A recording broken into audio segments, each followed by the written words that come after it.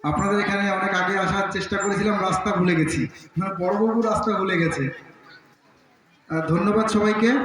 আমার ছোট ছোট কচিকাচারা সবাই কি সুন্দর সেজেছে, আমার মন থেকে সত্যি খুব ভালো লাগছে। যাই হোক, আমি আপনাদের মাঝে এসেছি শুধু ভালোবাসার টানে। কারণ এই যে ছোট ছোট কচিকাচা আছে, এরা হচ্ছে আমাদের আগামী দিনের ভবিষ্যৎ, তার জন্য আসা। আজকে যদি আমরা এদের পাশে না দাঁড়াই, আজকে যদি আমরা এদের কাছে না আসি, তাহলে এরা বুঝবে কি করে যে সমাজ কি জিনিস, শিক্ষক কি জিনিস, পরিবেশ কি জিনিস, পরিবেশ ভিডিও কি জিনিস। প্রত্যেকটা যে স্তর আছে আমাদের সমাজের, সব কিছু এদের জানার প্রয়োজন আছে। যখনই আমরা এদের সঙ্গে মিশবো, এদের ভয় কাটবে, এদের স্বপ্ন জাগবে আমাদের মতন হওয়ার, এদের স্বপ্ন জাগবে আমাদের থেকে বড় হওয়ার, এদের স্বপ্ন জাগবে একজন শিক্ষক হওয়ার, এদের স্বপ্ন জাগবে একজন ভালো মানুষ হওয়ার। তার জন্যই আসা। আমি সব জায়গায় একই কথা বলি, আমরা যে যেখান থেকেই বড় হই না কেন, আমরা যে যে পরিবারেই জন্ম নিই না কেন, আমাদের একটাই কাজ, সেই কাজটা হচ্ছে আমাদের বাচ্চাকে সঠিকভাবে মানুষ করা। আমার ঘরে খাবার নেই, আমি গরিব মানুষের ছেলে, আমার বাবা আমাকে পড়াতে পারেনি, এইগুলো পুরনো কথা। মানুষ অনেক কষ্টের মধ্যে দিয়েও জীবনযাপন করে, কিন্তু তার মধ্যে থেকেও সাফল্য পাওয়া যায়।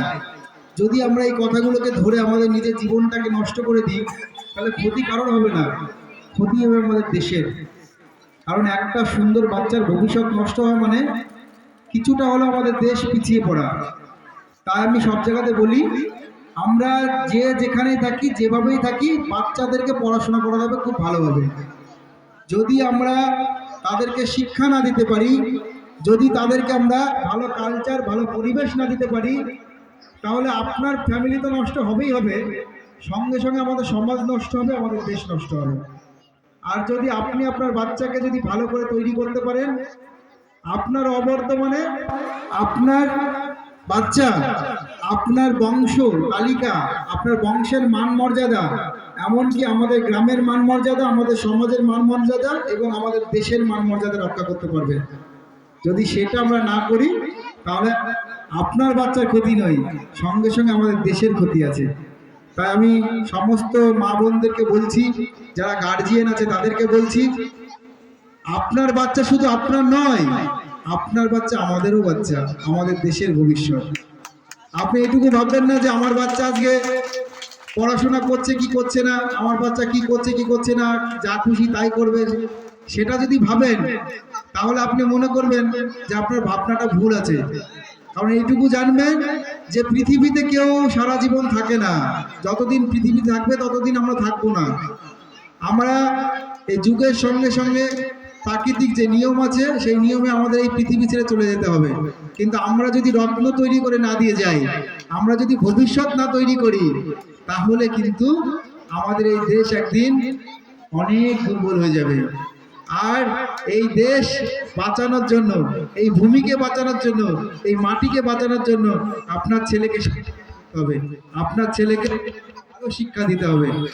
সবাইকে রিকোয়েস্ট করছি, অনুরোধ করছি, আপনারা যে যেখানেই থাকুন, যে যে প্রান্তেই থাকুন, আমার দেশ নয়, সারা পৃথিবী সমস্ত বাচ্চাকে ভালো হওয়ার জন্য, পড়াশোনার জন্য, জ্ঞান দেওয়ার জন্য, খেলাধুলার জন্য, গান বাজনার জন্য, যে যেখান থেকে পারে, যেভাবে পারে, তার যে ভিতরে, মনের ভিতরে যে সুপ্ত প্রতিভা আছে, সেটাকে জাগিয়ে তোলার জন্য আমি অনুরোধ করছি।